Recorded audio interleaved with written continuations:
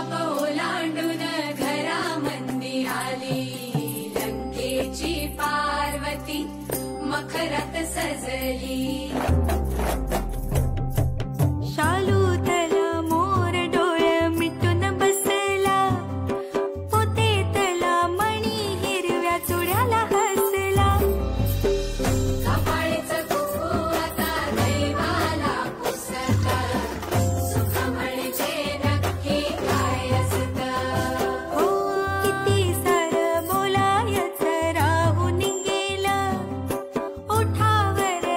हे काम नाही करायचं असं।